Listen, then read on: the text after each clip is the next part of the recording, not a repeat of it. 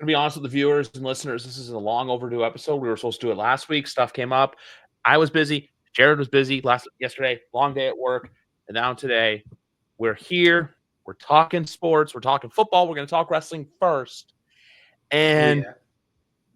look, the landscape's interesting right now. I'm watching NXT as we're recording this, but there's certain things with the WWE right now where let's just jump right into it. SummerSlam, because the way I look at SummerSlam was perfectly executed event, better than WrestleMania in the sense of overall, just a lot more better consistent matches on both nights. But the biggest thing to me is the fact that the night 2 main event was just a complete banger. Yep, I would agree. I think that was, I would say SummerSlam overall would have to be PLE of the year for me from WWE. I really liked the show. I thought that night 1 was a really solid show that flowed smooth and was easy to watch with a really good main event. And the night 2 card was, for the most part, outstanding stuff. A little lull in the middle, but outstanding TLC, classic main event. And I mean, Cody and Cena, they really made up for WrestleMania. I think that for anybody who thought that John Cena still couldn't go, that he still couldn't give us the Cena caliber main events on this retirement tour, he's still fully capable. And you can see why they made the face turn before the match, even though that kind of goes against typical pro wrestling booking. Usually there would be something to occur on a pay-per-view within the context of the match to make somebody turn, and then you get the explanation after that. But here they decided to just course correct on TV before we even got to the show. And Yeah. I think that, it was definitely done to benefit the match itself, not just for the direction afterward, but Cena's entire ring style and like the way that the pace that he works at, how he stages his moves and feeding off the crowd energy. It's really all contingent on him being a babyface. And I think that that's what was kind of holding back maybe some of his matches from earlier in this year. I mean, among numerous other things with the heel turn that I think just didn't live up to expectations. I think that the match psychology was something that was pretty visible, and that's been corrected now that they decided to revert course. I had hoped for more out of the turn. They didn't, not having The Rock there really hurt their ability to follow up on it. But I think overall, when you look at SummerSlam, I think that it was a nice reset for the landscape of the roster, shuffling some championships around and, positioning guys in different areas that make things, I think, more intriguing going into the fall. I think that having Seth as the champion on Raw is a good move. I think getting the WWE title back on Cody is a good move. And again, babyface Cena, some of the things they have set up with the women. So yeah, overall, just good stuff. Really a well-booked show and a well-wrestled show too. The one thing I want to say with the women is too, because Sunday night opening match was perfect booking, perfect wrestling. I think Naomi and there's those weird reports today about her being out for an extended period of time, wasn't used on Raw. Everyone's looking at Jimmy Ben. He's gonna go, what he's he's basically become the 50 Cent meme where it's like, what do you say F me for? Like, what did I do? But no, she's the perfect placeholder champ to where her cash-in worked. But put aside the main event of Evolution, which, my God, perfect match. Right. It's such a great thing to have now with her because you know what? Hey, Steph's probably going to take the belt from her in Paris, and then you're going to have probably setting up Steph versus Io somewhere down the line, perhaps WrestleMania, because I already see them planting seeds for next year's show where I feel like you're going to get Roxanne versus Liv, probably Finn and Dom. At this point, I'm at the point with Seth where I'm fine with him holding the belt till Mania. I'm fine with it. I'm not fine with his group doing the same thing back-to-back weeks, where they just come out, beat the shit out of people. Just to close Raw. I understand you have to make them look like this big, powerful, bad faction, but eventually, they have to get their one up, and whenever it happens, it happens. But that's just the one thing I wanted to say, reverting back to everything there. But no, with SummerSlam, ultimately, and then, turning Cena before, I love the fact that they do this thing now where it's just the black and white Tron, just says John Cena. And then as soon as the chorus hit, it just goes right back to the bright colors of whatever city. That one they did the Giants colors. They did the Montreal Canadiens colors Friday night at SmackDown in Montreal. Mm-hmm. So This felt more like the ending of storylines to where WrestleMania felt like they continued some of them, but now it feels like there's closure, but then they're also planting seeds for next year. That is another good point. That WrestleMania didn't have that feeling of like finality with anything, but SummerSlam really felt more in the vein of blowing off a lot of these angles that have been running over the last several months. Yeah. So, glad you pointed that out. Yeah, well, because I always thought they were going to do Dominic and Balor I thought they was going to do that at SummerSlam, but I feel like having Dom, I don't know if he'll hold on to the IC title for that long, but I feel like him and Balor is the match of Mania at this point. Have the two of them face off, which is good there. I also said Roxanne versus Liv because hey, planting the seeds, and it's kind of like control the Judgment Day. Even though for me, the more I think about it, Judgment Day 1.0 with like Rhea, Balor, Damian, and Dom was like the best incarnation of Judgment Day. But I feel like you have that, and then going to SummerSlam, though, just back one thing. There's only one match I was disappointed in. It's not even that the match was bad. It's just the way the ending was, and that's a steel cage. I know the door's a cheeky way to win, but I'm always a proponent of climb the damn thing and win. I know it's just like, and I think that we've seen quite enough of all these WWE matches that turn into run-in parades. And they've been doing this with, I feel like this has been going on in WWE probably for the last, 20 years, it feels like at this point, where the steel cage is a common wrestling gimmick to blow off feuds and prevent interference. And it always seems that in a WWE steel cage match, you are going to get more interference than usual. You've got like everyone and their mother running down. And I think that this was something where, it became too much. I think that, they think that, well, as long as Jacob Fatu gets to hit the crazy dive at the end, then people are going to be forgiving of it and go home happy. But I just think we're over this overbooking, and this Timu bloodline is not going to last. Well, it's in the third inning. Didn't you hear Solo? It's apparently him and Roman wasn't the end. Like, no, the bloodline ended like when Roman won. That was it. They got mileage out of it after. The real blow off was WrestleMania last year, right? And then they stretch and they were able to, do the whole battle for the Ulafala thing at the Raw Netflix. But yes, when Roman beat Solo, should have been the end of it. And now without, it's like, hey, maybe if Jacob Fatu was there, it could have been something, but they want him to be a babyface. So now we've just got Solo and the Tongans, and that's it. They're, people, they can tell the difference. So it's kind of like the same old Wyatt Six syndrome, where it's like, all right, you look at the Wyatts and it's like, okay, you guys are, doing the gimmick, you're doing the entrance, you have a lantern and you have masks, but there's no Bray Wyatt, there's no Brody. It's not the same. Yeah, my thing with the Timu bloodline is simple. I think they don't know what to do with Solo otherwise. So it's, hey, give him this gimmick, just let him run with it. Jacob's someone that, and this is a term used in football, they're going to put 3 rockets up his butt and just shoot him up the ladder eventually. Him, Braun. Yes. These are the guys that are going to, like, you're already seeing that next incarnation. Not saying the old incarnation's dying, but as we look to 2030, next 2030, the next 5 to 10 years, which Jared and I will be pushing 40, but we'll still be here talking. Hell yeah. But with that, those are the kind of things I think they're slowly starting to plant the seeds for. Hey, I love like Friday with Sami Zayn coming out. I love the fact that it wasn't Jacob, because I feel like if Jacob had come up, that's where that feud ends. Where it's like, hey, he took the title off me. I got my rematch. I got my moment in the cage. I'm going to move on and do something else.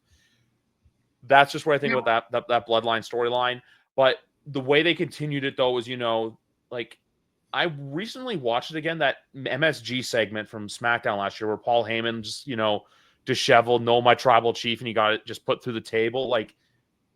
That was good. Roman costing Solo at SummerSlam, that was good. And then the blow off on Netflix, that was good. And then now it just feels like, hey, let's just keep dragging it out and out and out. One other thing I want to talk about, just because it's in the news lately, is the whole Karrion Kross stuff.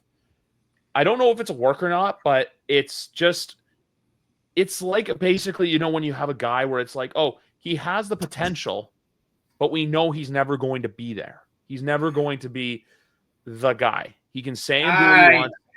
I just think that, like, hey, with him, I think he's just limited to what he can do as a worker. That's just me, where it's like you realize you're never going to be the main eventer, but you can always be a solid mid-carder if you want.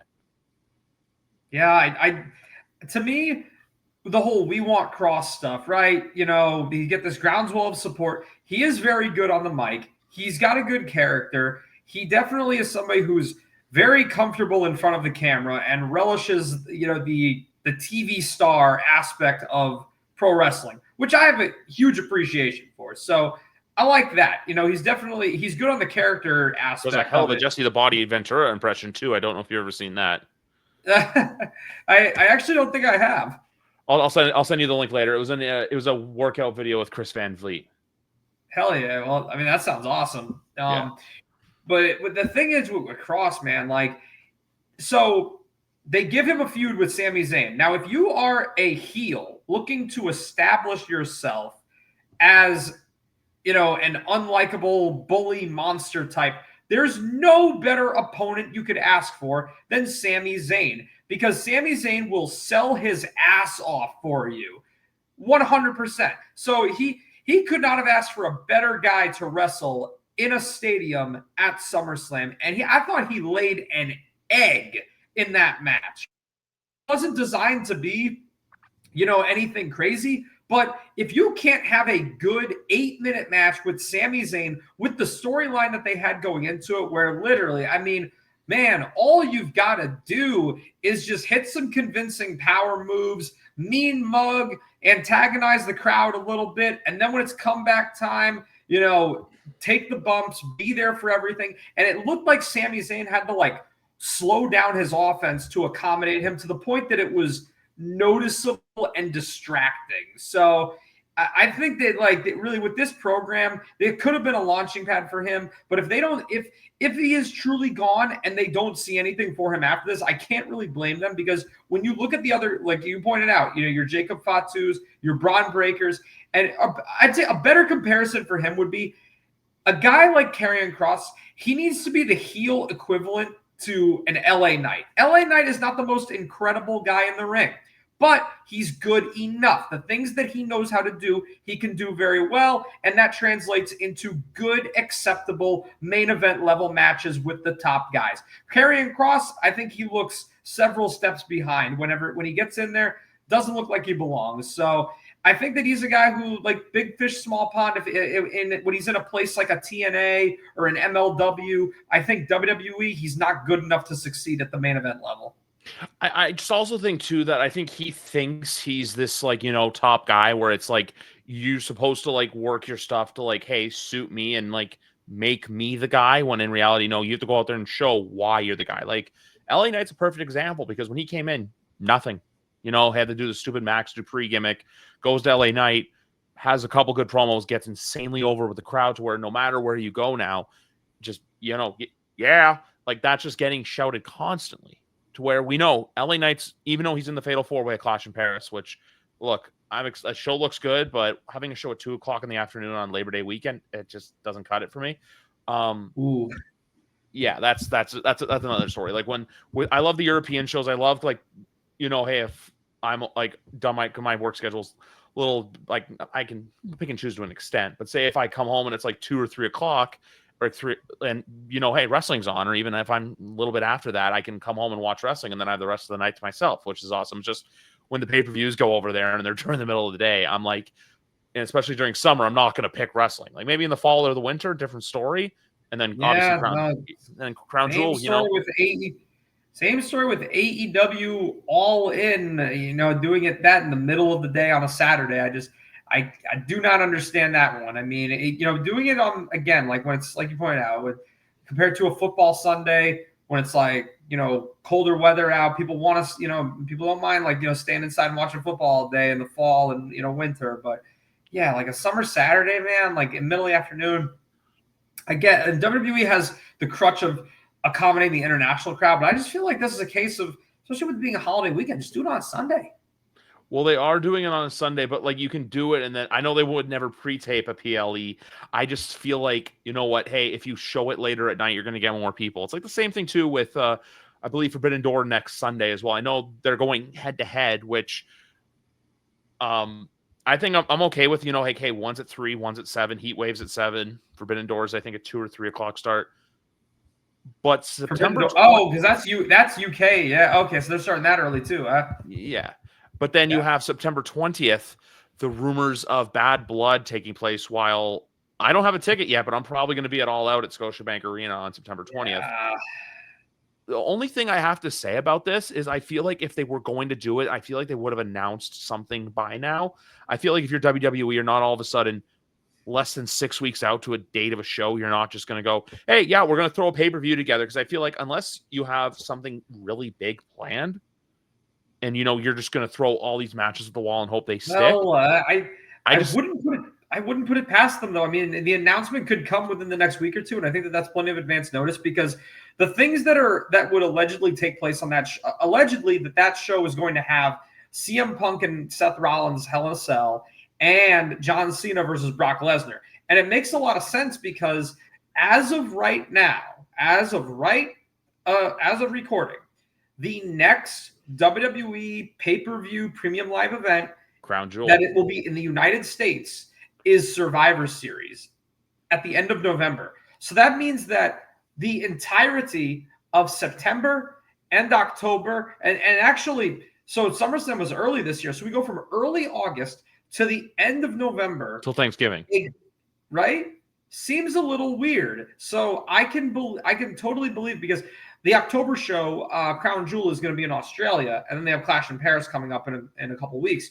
So I think that a September pay-per-view in the U.S. makes a lot of sense. And if those are your if that's your double main event, those are your 2 headline matches, I think you can announce that with a month's heads up, and you can still sell the place out easily. I feel like if it's not announced by, I would say, the end of next week, I'll give them until August 22nd. I feel like, because it's August 12th when we're recording this at 9:20 p.m.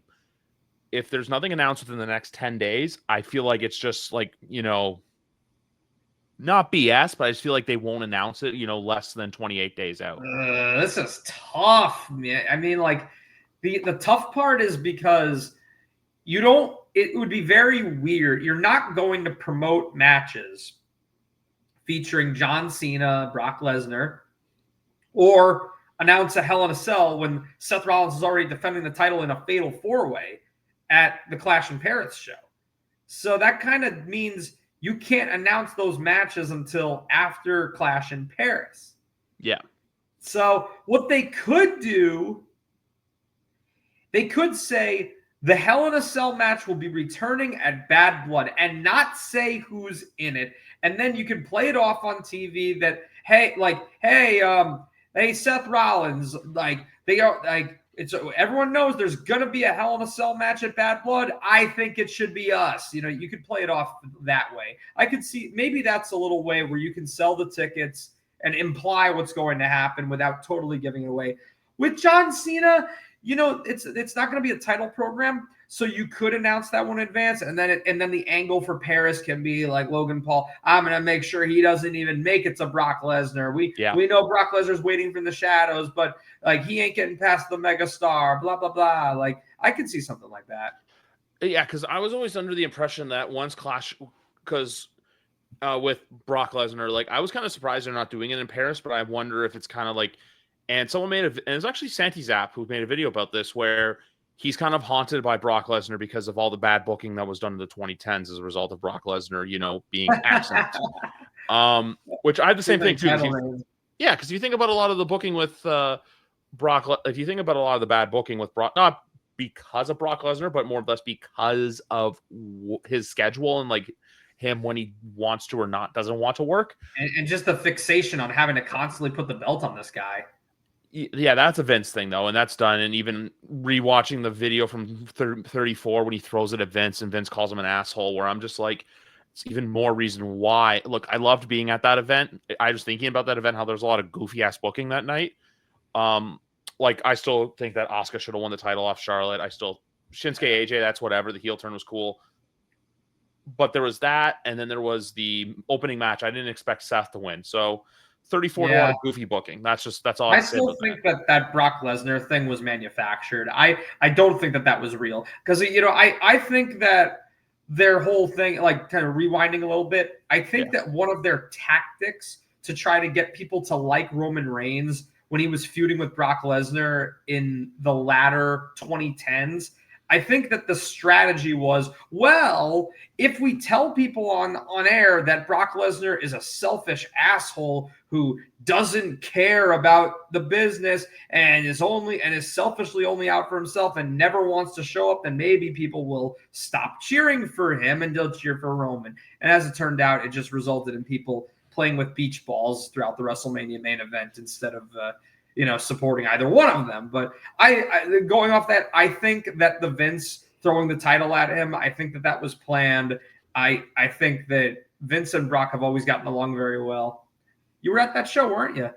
Yeah, I was. So I've attended 4 WrestleManias in my life. I went to 28 with my dad. I went to 32 with Matt Lorenzo. I went to 33 with Matt and Alex Lorenzo. And then I went to 34 with 2 guys, and I sat with 2 guys from here, one of which I'm kind of like on, like, yeah, you see them at wrestling events, and another one I'm not on speaking terms with anymore. So that's kind of the gist of that. But no, so yeah, those are the WrestleManias I've been to, because I know you and I mainly hung out at 32, and the last time I saw Big Rat in person was actually at 34. So it's been a while, kid. That's right. Yeah. Oh, yeah. The Super Mania era. Yes. Yeah. Where like everyone was going, and like now, like next year. If next year was in New Orleans, I'd be like, you know what? Hey, I'll go. I'd probably go like, Friday to Monday or Friday to Tuesday. Yeah. But once they announced Vegas, I was just like, man, like, I don't know if I got to swing. I also got to go to Orlando in June for a friend's wedding. It's just, there's, when you become older, financial commitment takes, precedence and takes peril. And plus 2, my wife wants to go on vacation. We want to go on vacation together. So you got to pick and choose your battles. But even though Survivor Series in San Diego was very, very tempting to do, because San Diego looks like an awesome city to that is a maybe for me. I've been talking to some people about it. I am thinking about it because it would be John Cena's last pay-per-view, and we've been talking about maybe rolling it into maybe a nice weekend where it could be Survivor Series Saturday and then Disneyland on Sunday, something like that. So I've got some people that might be interested. So TBD. And then Monday night, the Patriots play the Giants on Monday Night Football, actually.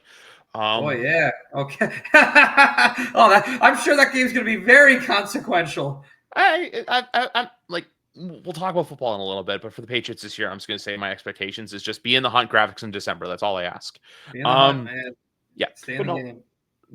Going back to the wrestling stuff, like I just the bad blood thing. It's just the fact that the report came out of nowhere, and it's also the fact that AEW really hasn't announced. I haven't seen too many matches announced for All Out for Forbidden Door yet. I know Kyle Fletcher has the open challenge. It feels like they do have most of the card set for that. There's about 7 matches on. All right. So 7 matches, yes, but some of the opponents are TBD. A lot of the opponents are TBD, actually. I feel like they're still trying to figure out who from Japan wants to do it.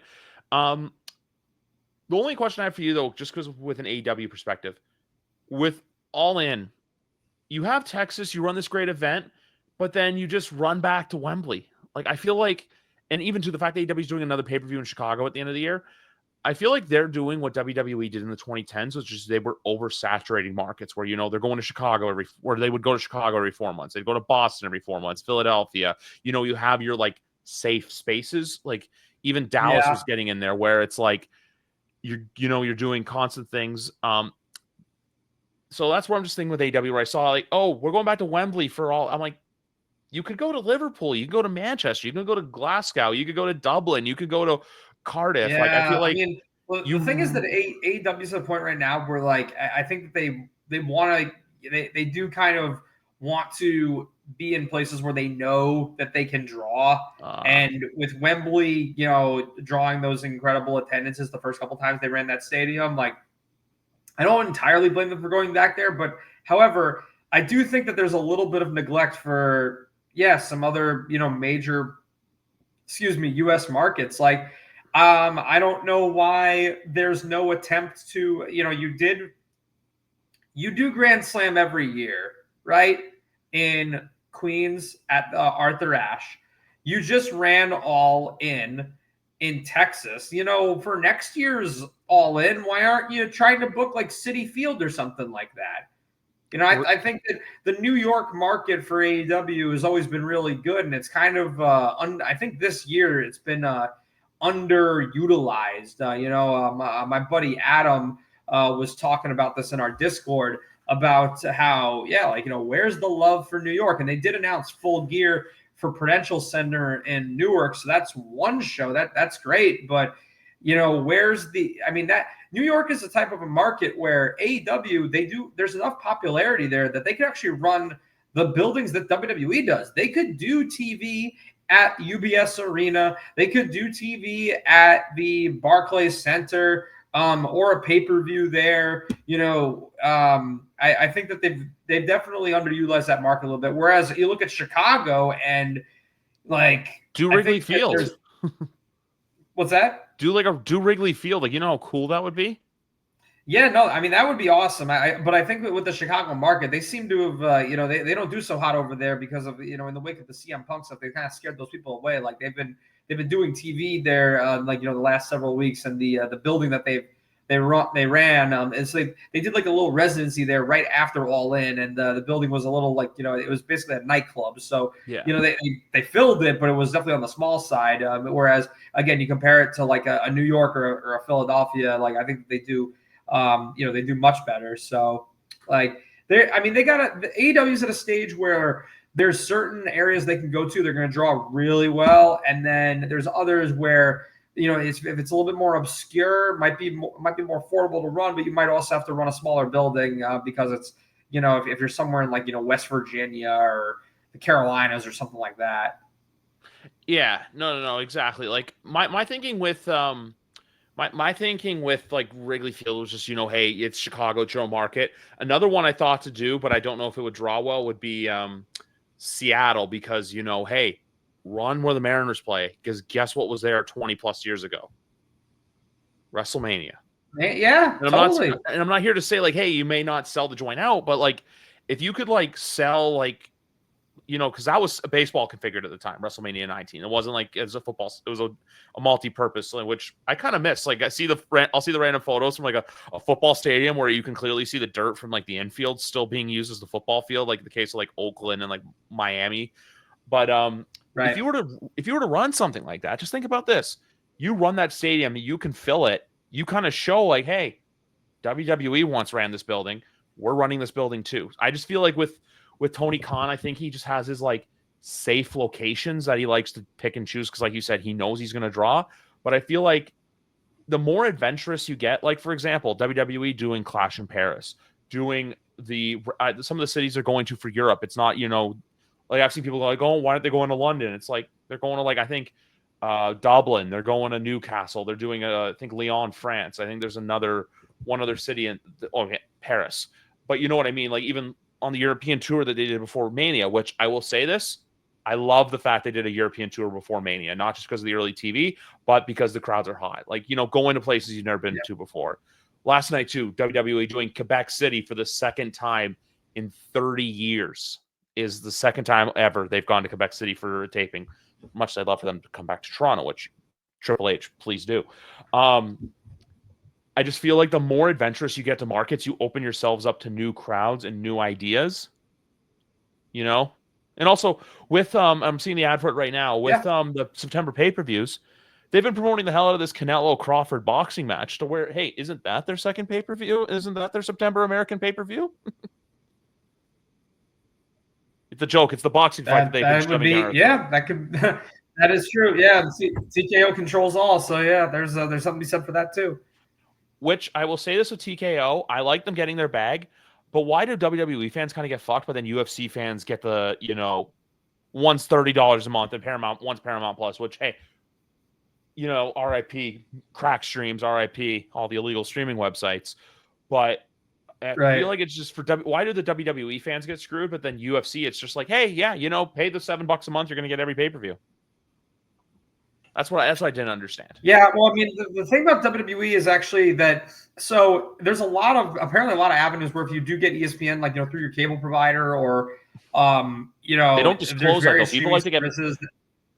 people like to get mad at everything. It's like, if you put a hot girl in jeans, people are gonna get mad. If you put, That they are. people gotta learn, read beyond the fine print. I know there's loopholes with the ESPN one. I just feel like you're shafting the new person where it's like, the exclusive wrestling fan who doesn't have cable, to where with UFC, it's, hey, you go on Paramount Plus and then boom, everything's going to be there. Dana White already said apparently that like White House card, which I don't know what the heck they're going to do for that. I don't even know if that's actually going to happen or not. Apparently it's going to air on CBS, but Right. with UFC, are you ready for like bringing Tony Romo? It's like, oh, what are you going to do? You think it's going to punch you? I don't know, Jim. Like, I just thought, like, imagine something like that happening. Just the craziest shit with that. So that's all I want to say with those. Yeah, no, fair point for sure. But yeah, that's just the thing though. Like, you have the loopholes with cable. For me, Canadians and other people in the world, it's only Netflix, by the way. So that's just the thing too. It's like, and because I also saw this as well. The network was ahead of its time, but I don't think it would succeed today because of the operating costs. You're not going to sell it at $9.99. It would probably have to be at least, I'd say, $15 to $20 a month if you were to run what was introduced in 2014 with the full catalog. I feel like it's just, at the time, there was nothing like it. I know there was Netflix, but then, Peacock wasn't around, Paramount Plus wasn't around, ESPN Plus wasn't around. There was so many other services that weren't around to where WWE Network was really, ahead of the curve. So we'll see where it goes with the ESPN deal. It's just, I think people just wanted to jump to conclusions right away without realizing, hey, we can get this for free. Yep. No, I agree. I think that it would be very backwards of them to put people in a position to where every PLE costs an incremental $30 a month in 2025, 2026. I don't think that that's going to be the case for the majority of people. Stephen A. Smith calling the Royal Rumble with Michael Cole and Pat McAfee. Some jobber that would be something. Some random jobber comes out, you just get Stephen A. Smith. This man is a bona fide scrub. He can't wrestle. No disrespect to the guy. How about them Cowboys? Holla at ya, boy. Which I will say this with the Dallas Cowboys, though, because we'll just transition to football now. I am excited for that Jerry Jones doc that comes out next week, just to see exactly where they go. And apparently, that's their way to sign Micah Parsons. That's all I have to say about the Dallas Cowboys. But we've talked about the New York Giants for a while. I'm starting to get the sense that for right now, I don't know if you start Dart day one, just because I feel like there's some teams with the quarterback situation where the Patriots were last year with Drake May. I feel like you don't feed them to the Wolves too soon. You see what you have with your veteran, Joe, like especially with Cleveland. Like I think Shedeur is the best option to start there. That's not named Joe Flacco, but you're not going to feed him to the Wolves right away. I think it's the same thing with Dart. Dart looked great in his preseason debut against Buffalo, but I feel like with Dart, you have to, you're going to give it some time. You're going to see what you have. You told Russ he's going to start because I don't think as well. I think you're just going to cause friction in the locker room.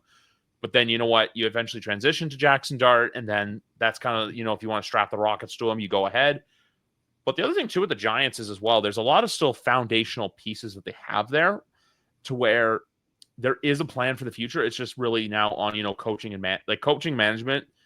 Management's done their job. Coaching's got to do the job now to hey, ensure success for the next, 5 to 10 years in the metropolitan area. Right. Yeah. I mean, I think that the Giants are in a very encouraging situation right now. It really is amazing what changing up the quarterback room in one season can do just for the outlook of the franchise and the locker room morale and just the energy surrounding the team. I think that with Jackson Dart, he's shown some flashes, but as you point out, there is no pressure to feed this kid to the Wolves right away. You've got Russell Wilson in there, yes, is it prime Russell Wilson? No, but Russell Wilson is still very much capable of playing in the league. I mean, he started the majority of last season for the Steelers, and they ended up with a winning record and a playoff appearance. And I think that with the supporting cast that he's got to work with here, I mean, this is not going to be an offense that's going to light the world on fire, but I think that there's definitely the potential for them to be, acceptably acceptably average. They could be potentially acceptably scoring in the 20-point range, I think, with the pieces that they have on offense, and not be this total non-starter dumpster fire that they were for the majority of Daniel Jones' tenure, where you watch them week in and week out and it looks like they can't even function. I think that, with what they brought Russell Wilson in with the promise that he was going to be the day one starter, and I think that the way that Jackson Dart is playing, it's now Russell's job to keep him on the bench, and maybe this is a good thing, and it's going to, lead to Russ upping his game to retain the job. I think if you are the Giants, you want Russell Wilson to play great. Because I think that you want to be able to have that flexibility with Dart, where you don't feel like you have to force him in there before he's ready, because Russ goes on an instant losing streak and looks completely washed a couple weeks into the season. So, I think that this, they look to be a step behind the Eagles and possibly Cowboys. Maybe, they on paper, if anybody wants to call them like, the worst team in the division, like I would understand the argument, because they look the least impressive from an offensive standpoint. But I think that defensively, with the DNA of this team and the pass rush and what they're capable of doing, this is a team that could surprise people.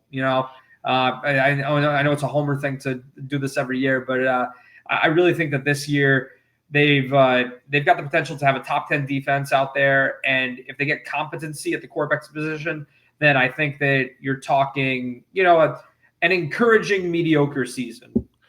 So with the rest of the NFC East, Philly, look, they're going to have I know Landon Dickerson's hurt, but they're going to have a backup plan to their backup plan to their backup plan to their backup plan. Philadelphia is just another galaxy right now. They're deep. They're very, very deep. They're deep, and they're well managed. Yeah.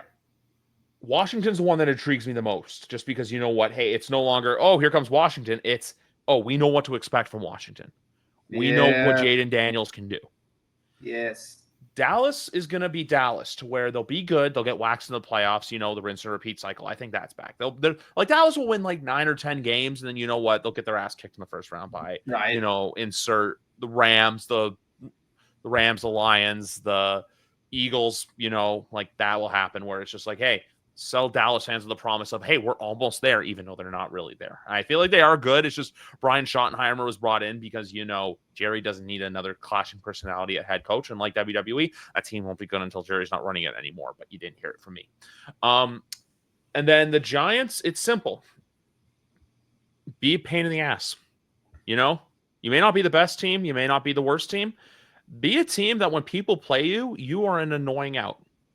I have a couple other teams who I think could be like that. I think Vegas has a chance to be like that. I think the Patriots, I hope, are like that, to where it's, hey, week 3, you guys, you have Sunday Night Football against Kansas City, which I feel like there's a lot of people out there that I don't know if it's people, but I feel like no one's really talking about them right now, to where that week 3 game, make them work for the win. I think Kansas City will win that game, Sunday Night Football, but make the Kansas City Chiefs earn the win. Don't just let them walk over you, embarrass you. Like week 1 last year, you guys getting waxed by the Minnesota Vikings. Don't let that happen week 1 or 2, because I know your first 2 games are Washington. Oh yeah, this team really, this defense, what they're bringing to the table, they should not be getting cooked or embarrassed for the most part by anybody. And all right, knock on wood, don't jinx them. I think that they're carrying the burden of the bulk of the Daniel Jones era, and this atrocious, what's mostly been an atrocious decade of football for them. Yep. They're carrying that baggage, but I really think that you look at this roster objectively and what they're bringing to the table this year.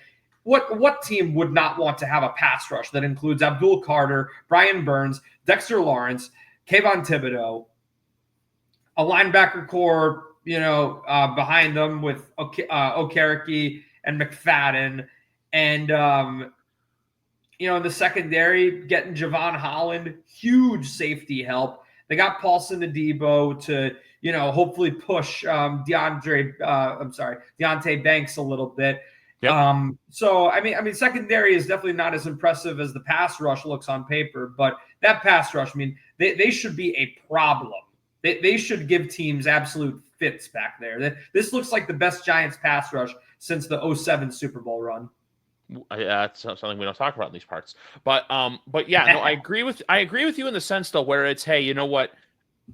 Be that team that, hey, you win 7, 6, 7, 8, 9 games.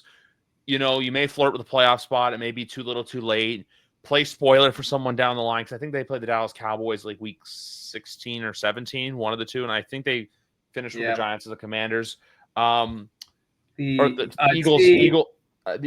You finished with someone there. I said they finished with the Giants and the Commanders. That's my bad. No, you're good. You're good. No, you had a little backwards. The last game of the year is actually against Dallas, and then they played it's Vegas the week before that, and Minnesota the week before that. And the Commanders are on the 14th. They get the Philadelphia games. They actually play Philly. I know one's a Thursday night game. I know one's a Thursday nighter in October. Yeah, they're both in October. The Philly games, they play them twice in a span of 3 weeks.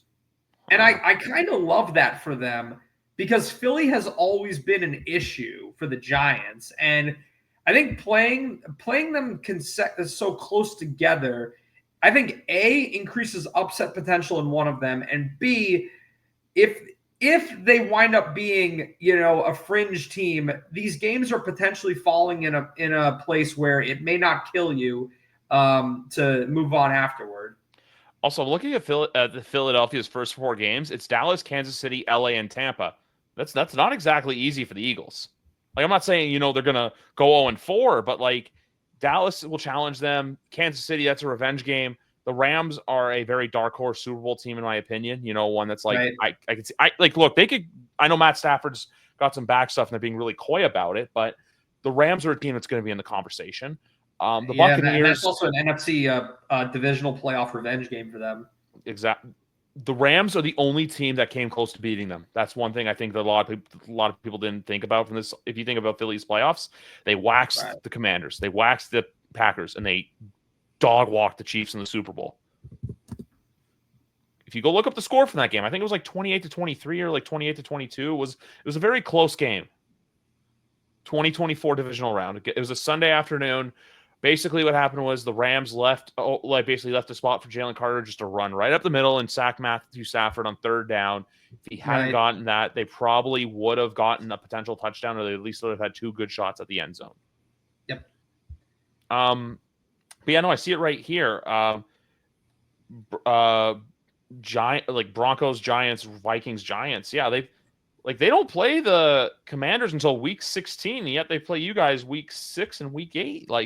And they have the Commanders game staggered similarly, where both the games they play them twice in weeks 16 and 18. Yeah, December you guys, and then January 4th.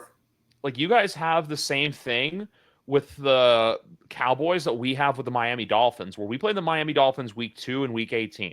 You guys play the Cowboys week 2, week 18. Yeah. Yep. Yeah. The only time. Well, you know what that is? I mean, honestly, that's the NFL having the foresight, because much like in the height of the Eli Manning era, it was commonplace that the Giants and the Cowboys would meet at the end of the season to determine the NFC East champion. So clearly the NFL is preparing themselves to flex them into the Sunday night spot, just like good old times. Jackson Dart versus Dak Prescott for the NFC East. Winner takes all, week 18. You heard it here first.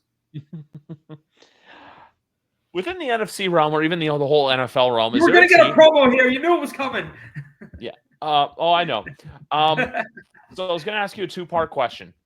The first one is there a team right now that you're kind of buying? You're not a fan of them, but you're buying stock into? Okay. Or like a buy low, sell high kind of team. Buy low, sell high. That's that is that's a good question. I mean, I guess the teams that teams that I like kind of coming in were a lot of, playoff, I guess you could say playoff teams from last year, right? I'm talking about a team that didn't make the playoffs last year. Yeah, I mean, for a team that didn't make the playoffs last year, it's very easy to go with the Bengals, right? Elite stuff offensively. Their defense is terrible. Like, just terrible defense. Yeah. But it's still Joe Burrow with Jamar Chase and T. Higgins. And it's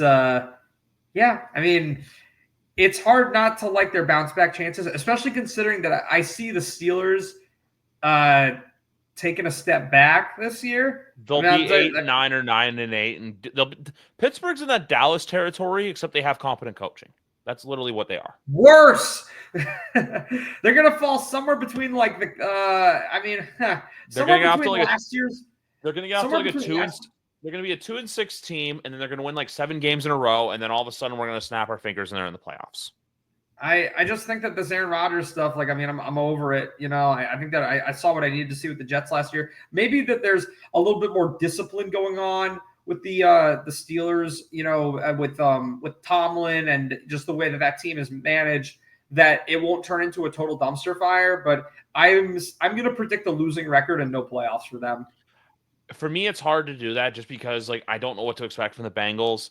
The Browns, I think they're going to be bad, but I like the fact that they know that they're going to be bad. Where it's like, you know what, hey, we're paying the piper for our decisions. We're choosing this route. We're looking to the future.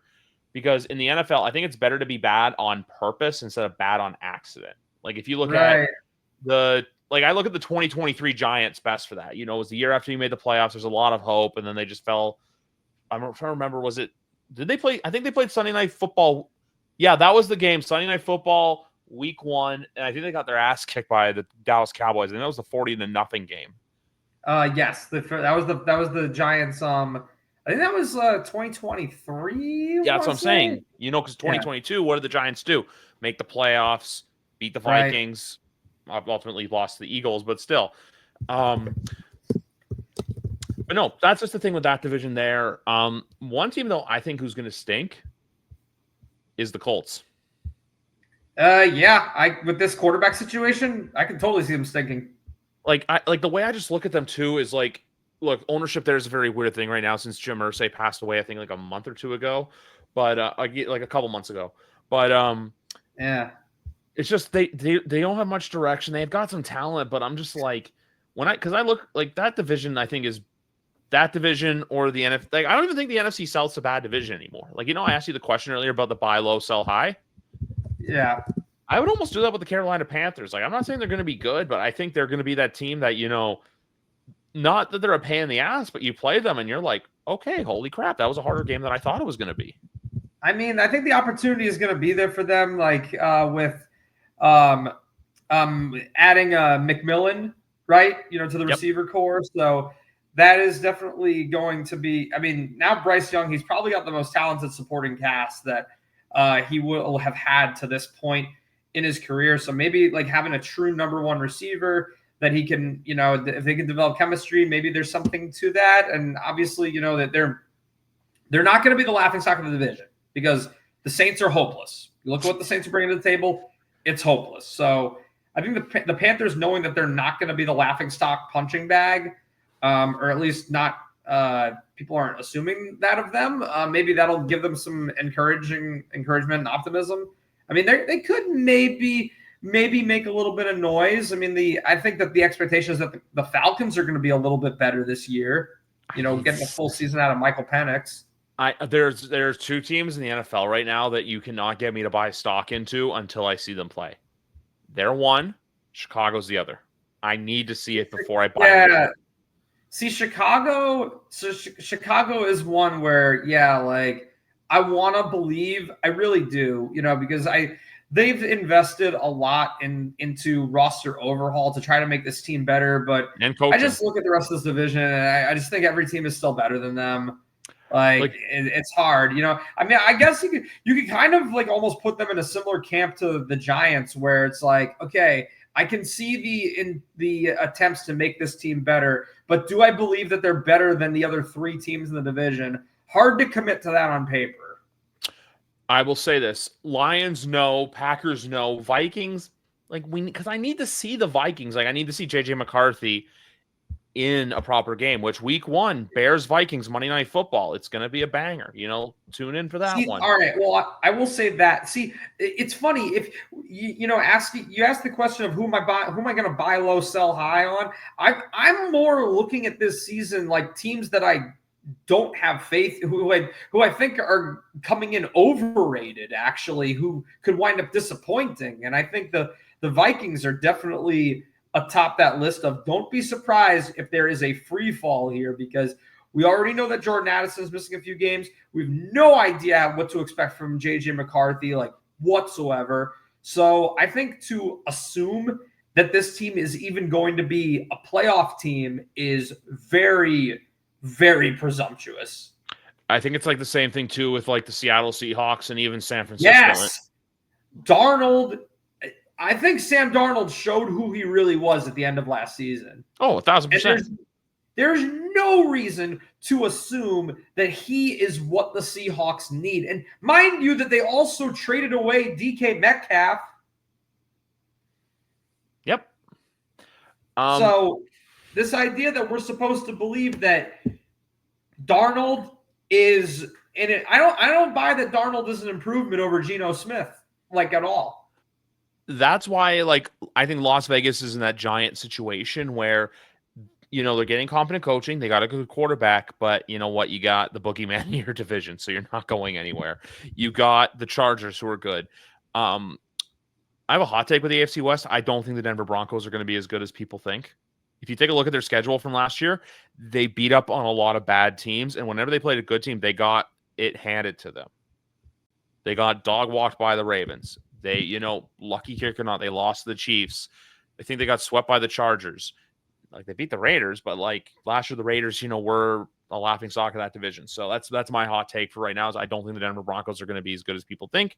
But going back to the NFC though, San Francisco, like when I say them, I'm not saying that, they're going to be bad. I just think that they're in a bit of a transitional year where it's like, hey, we can still make noise, but we're not going to be a Super Bowl team make noise. It's like the same thing as like, Green Bay, where Green Bay's not in a retool, but like, hey, I think Green Bay will make the playoffs. I just don't think Green Bay will go to the Super Bowl. Meanwhile, San Francisco, I think that that's very fair. I mean, we also, Jordan Love, hopefully this injury of his isn't anything crazy, because that would affect their trajectory big time. But going to the 49ers for a minute, I mean, now you got to start. You have to start asking Brock's questions. making 50 plus now. That's the big thing too. 50 plus on Brock Purdy's making big boy money now. There's no excuses for why if he's playing bad. True. You invested a ton of money into him. He's got to go show you why he's worth that investment. Christian McCaffrey's got to stay healthy. George Kittle's got to stay healthy. Yeah, Kittle. I mean, they do have a deep wide receiver core on paper. Particularly, it's really mediocre though. It is. They do not have a star there. Well, Ayuk obviously has big game potential. He's always been kind of on one week and off the next. 6. Remember, he's coming off a torn ACL, MCL. That's right. That isn't. I'm not wearing my glasses. That is an O and not a Q next to his name. What I was actually going to say in my 49er optimism is Ricky Pearsall showed a lot of promise at the end of last season when he started to get more playing time. If he's able to build off of that and kind of develop into maybe like the Niners. Poor man's Cooper Kupp of sorts. I mean, this is a guy who's he's a first rounder, correct? Yeah, he went back after the first round in 2024. Too, I would take a shot at him for wide receiver 2 or a flex spot for your fantasy football team. Yes. I'm not saying wide receiver 1. I would take a shot at Ricky Pearsall, like, round 6, 7, or 8 if he's still there. Yeah, I mean, listen, Jawan Jennings is good, but particularly with Ayuk out, I think that they're going to build off the end of last year, and Pearsall's going to get a lot of targets. Yeah, I completely agree with that with San Francisco, just because then they lost key members of their defense though, but Rob Saleh is back there coordinating them. There's just now. It's on paper, they're looking to the future for the San Francisco. It's not about this year; it's about 2026 and beyond for them. They're one Christian McCaffrey injury from falling apart. That's why, like, I love the guy for fantasy football. I would not like if I'd ask you right now. Let's do that. If you had the first overall pick of fantasy football, who would you take? Ooh, that's a hard one. I mean, it's very hard not to take Saquon at this point. He was just so good last year, and I think that like the Eagles are just they're so built around him. His volume is crazy. The freaking the blocking that he gets, the amount of touchdowns he scores, he's a receiving option as well. Like I think that there's just too much not to not take Saquon number one overall at this point. If I'm gonna go someone different just to keep things fun, I would go Jamar Chase. Respectable, yeah. Wide receiver, sure. Why not? Yeah, because like for running backs, like I just look at Saquon, but I just like have that like PTSD where it's like, he had such a great year last year, and then you get him, and he's not the same. It's like that fantasy football, like you take him, and then like you have those like military flashbacks where like One by Metallica's playing in the background, where it's just like I can remember anything. I really think with Saquon though that it's not like I would not. That's fantasy ghost trauma for me, not with Saquon, but with other guys. No, totally. I understand that completely. It's hard for anyone to duplicate a season like what he had last year. But really, you look at it and just knowing what I know about Saquon and from his years in the Giants, like I think that he is the situation that he's in Philly with the blocking that he gets, and again, and the other options that they have on offense, taking the eyes off of him with the downfield passing threats. I mean, he was just knifing through defenses like butter because of because of the blocking he was getting, and I don't see why that wouldn't continue this year. So I think that that's what was holding him back in New York, and the reason for inconsistency and injuries over those few years with the Giants. It really came down to just bad offensive line play, and the Eagles have the opposite of that. So I feel like, I mean, maybe, there's an argument for other guys to go number one, but I feel like Saquon's got to be a top 5 easy. So he is top 5. I'm just saying, like, I went someone different from you. I'm not going to say, hey, same Saquon. I'm going to do it just for continuity purposes. Like, like when I'm thinking like top 5 fantasies, I'm thinking the 2 guys we mentioned. I'm thinking Justin Jefferson. I'm thinking Bijan. Yeah. Who else could go in that mix? I'm thinking, Amon-Ra, Jahmyr Gibbs. Devin Singletary, guys like that.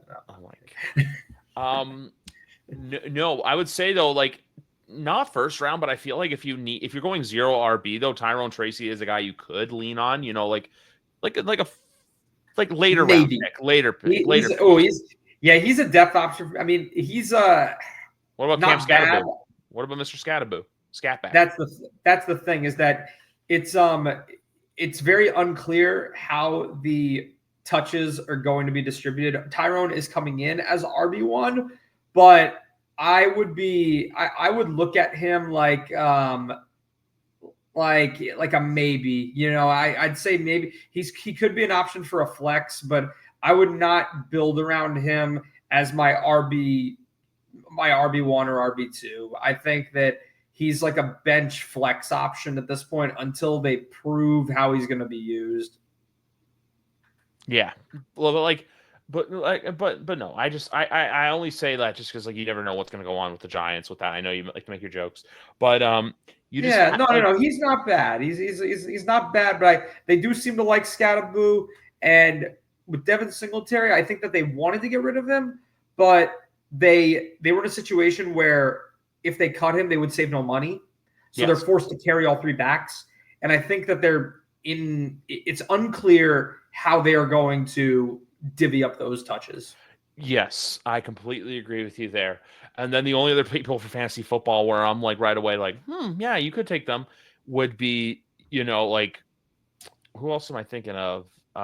One player I wouldn't take, honestly, is T. Higgins. Like, I know he can be good. I just think that he's going to be one of those guys where he gets his bag and, he is what you think he's going to do versus what he does kind of like takes a decline. Could be overdrafted, yeah. I mean, but that guy's good, man. He gets overshadowed by Jamar Chase, but they showed last year like it's both of them. They find room for both. It's not a one or the other. There's enough to go around. There are a lot of teams out there that operate with 2 elite wide receivers that can still one of them does not ball hog from the other. Yeah, but I'm saying don't draft him in rounds 2, 3, or 4. Maybe try to get him in 4, 5, 6 if he's still available.